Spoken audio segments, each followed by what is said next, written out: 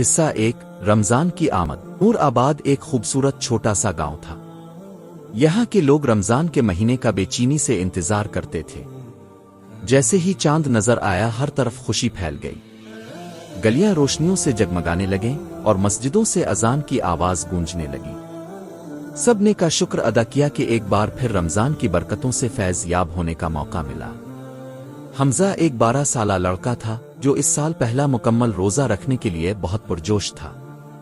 اس کی ماں آمنہ نے پیار سے سمجھایا، بیٹا، روزہ صرف کھانے پینے سے رکنے کا نام نہیں بلکہ صبر، دعا اور دوسروں کا خیال رکھنے کا مہینہ ہے۔